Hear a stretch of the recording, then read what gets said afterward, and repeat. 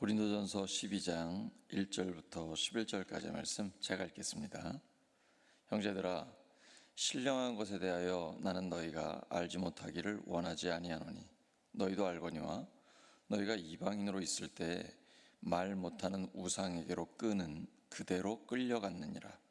그러므로 내가 너희에게 알리노니 하나님의 영으로 말하는 자는 누구든지 예수를 저주할 자라 하지 아니하고 또 성령으로 아니하고는 누구든지 예수를 주시라 할 수 없느니라. 은사는 여러 가지나 성령은 같고 직분은 여러 가지나 주는 같으며 또 사역은 여러 가지나 모든 것을 모든 사람 가운데서 이루시는 하나님은 같으니 각 사람에게 성령을 나타내심은 유익하게 하려 하심이라.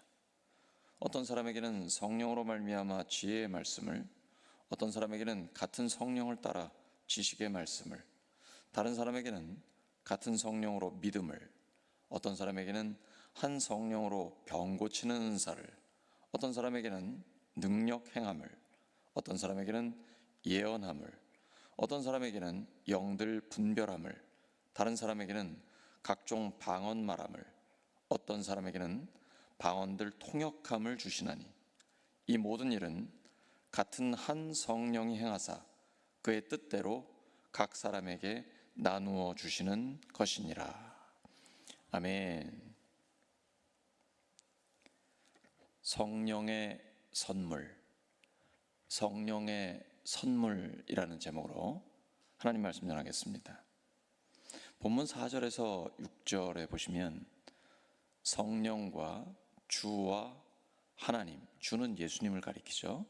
즉 삼위일체 하나님이 드러나고 있습니다. 교회는 다양한 사역이 있지만 하나님은 한 분이심을 강조하고 있는 것입니다. 교회의 핵심은 복음과 공동체입니다. 예수님의 죽으심과 부활의 복음으로 하나가 되는 것입니다. 본문 8절에서 11절을 보시면 같은 성령, 한 성령을 강조하고 있습니다. 성령님이 성령님의 뜻대로 각 사람에게 성령의 은사를 나누어 주시는 것입니다.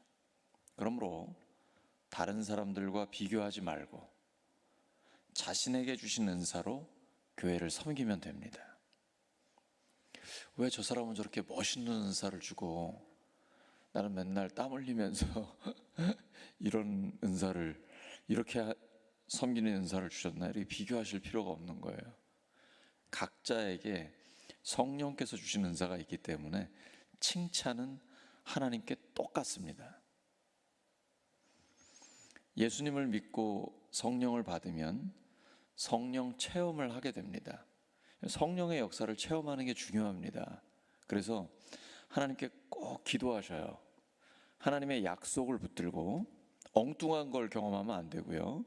하나님의 약속을 붙들고, 하나님, 저도 성령의 역사를 체험하게 해주세요. 그러면 체험하게 해주십니다. 그런데 그런 성령의 역사를 체험할 때는 항상 성경과 비교를 해보셔야 돼요. 성경의 내용과 일치하면 성령의 역사고, 일치하지 않으면 이제 저한테 신고를 하셔야 됩니다. 그래서 분별을 해드릴 수 있으니까 반드시 영적인 체험은 분별을 하셔야 돼요. 왜냐하면 성령의 역사가 아닌 것도 있기 때문입니다. 성령 체험은 그 내용을 보아 진짜인지 가짜인지 알 수 있습니다. 그런데 영적인 체험은 다른 종교에도 있습니다. 본문 2절에서 우상에게로 끄는 그대로 끌려갔다라고 기록되어 있죠. 이방 종교에도 영적인 체험이 있습니다. 예를 들어 무당이 작두를 탄다든지, 다른 어떤 종교에서 병을 고쳤다든지 이런 게 있잖아요. 악령은 성령님의 역사를 흉내낼 수 있습니다. 방언을 하기도 하고 어떤 예언을 주기도 해요. 그러니까 점을 치는 것도 있죠. 그러므로 우리는 다른 종교에서 성령의 은사와 비슷한 현상이 나타난다고 해서 당혹할 필요가 없습니다.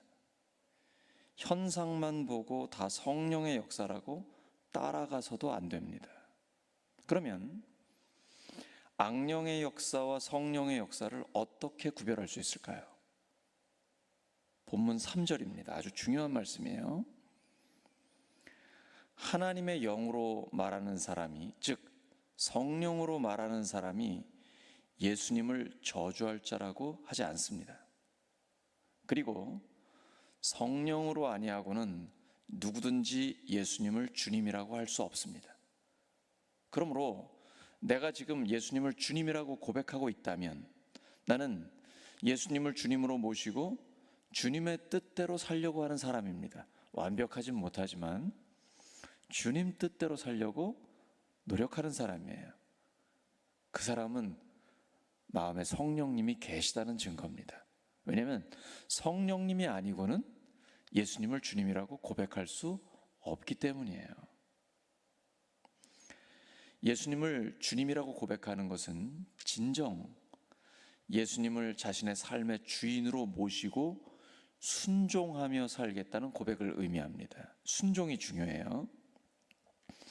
이러한 자신의 전인격을 담아드리는 고백은 성령의 능력이 아니고서는 할 수 없습니다. 악령도 성령의 역사를 흉내낼 수 있다는 것을 예수님께서 이미 경고하셨습니다. 마태복음 24장 22절에서 24절에 보시면 하나님의 사람이 아니면서도 예수님의 이름으로 귀신도 쫓고 예언도 하고 기적도 행할 수 있다는 것을 예고하셨죠. 어떤 사람들이 귀신도 쫓아내고 예언도 하고 그러잖아요. 그러나 하나님은 그런 사람 모른다고 하시죠. 그러면 진짜인지 가짜인지 어떻게 알 수 있을까요? 마태복음 7장 15절에서 20절을 보면 그 사람의 삶을 보아야 합니다. 삶이 어떤지를 보시면 돼요. 예수님의 말씀입니다. 그들의 열매로 그들을 알 수 있습니다. 진심으로 예수님을 주님으로 고백한 사람의 삶에서는 순종이 보이고 가짜로 고백한 사람의 삶에는 순종이 없습니다. 그런데 진정으로 순종하는지 않는지 점검한다는 것이 쉽지 않습니다. 겉으로 잘 드러나지 않아요. 다른 영을 받은 사람들도 모두 하나님께 순종한다고 말하기 때문입니다. 이럴 때 사용할 수 있는 방법은 그 사람의 영적인 은사가 교회에 어떤 영향을 미치는지 보는 것입니다. 성령의 은사는 공동체의 이익을 위해 주셨습니다. 자기 개인의 유익이 아니고 교회, 목장, 가정 이런 공동체의 이익을 위해 주신 것입니다. 오늘 본문 고린도전서 12장 7절을 보세요. 각 사람에게 성령을 나타내심은 뭐하게 하려 하심이라? 유익하게 하려 하심이라. 이건 자기의 이기적인 목적을 위해 쓰는 것이 아니고 공동체를 유익하게 하려고 성령님이 선물로 주신 것입니다. 성도 한 사람 한 사람에게 성령의 은사를 주셨습니다. 은사가 없는 사람은 없습니다. 그리고 그 은사는 교회를 유익하게 하는 것이 목적입니다. 하지만 악한 영의 역사는 예를 들면 교인들을 불러서 예언의 말씀을 준다고 하고는 돈을 요구하거나 목회자에게 비난의 화살을 쏘아 교회를 분열시키기도 합니다. 교회를 파괴시키는 것은 성령의 역사입니까? 악령의 역사입니까? 악령의 역사예요. 헷갈리세요? 확실하시죠? 교회를 파괴시키는 것은 악령의 역사입니다. 이런 사람들에게 처음부터 악령이 역사했던 것은 아닐 것이라고 생각합니다. 시작은 좋았을 거예요. 성령으로 충만했을 것입니다. 그러나 죄를 짓고도 회개하지 않았던지 교만해져서 악한 영이 침입할 틈을 주었을 것입니다. 교만이 무서운 것입니다. 자기도 모르게 마귀에게 틈을 줍니다. 그러면 자기도 파괴하고 다른 사람도 해치게 됩니다.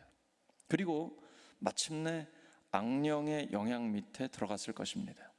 하지만 방언이라든가 예언이라든가 성령 충만할 때 나타났던 현상이 그대로 나타나기 때문에, 이게 악한 영도 이런 일이 있거든요. 그대로 나타나니까 자신이 악한 영의 조종을 받고 있다는 것을 의식하지 못합니다. 그러므로 자신이 영적이라고 자부하는 사람들은 혹시 악한 영에 이용당하고 있는 것은 아닌지 살펴야 합니다. 자신이 공동체에 어떤 영향을 끼치고 있는지 보면 알 수가 있습니다. 사랑하는 우리 울산교회 성도 여러분, 특별히 영적인 체험이 있으신 분, 기도를 많이 하시는 분들은 순종과 섬김에 집중하시기 바랍니다. 무엇과 무엇이라고 하셨죠? 순종과 섬김. 그러면 누가 떠오릅니까? 예수님이에요. 예수님의 삶의 특징을 두 단어로 말한다면 순종과 섬김입니다. 십자가를 지기까지, 죽기까지 순종하셨고, 인자가 온 것은 섬김을 받으려 함이 아니라 도리어 섬기려 하고 자기 목숨을 많은 사람의 대속물로 주려 하십니다. 예수님의 자기 선언이에요. 이 땅에 오신 목적이 섬김이라고 하셨습니다. 순종과 섬김에 집중하시면 됩니다. 순종과 섬김은 악령이 흉내낼 수 없습니다.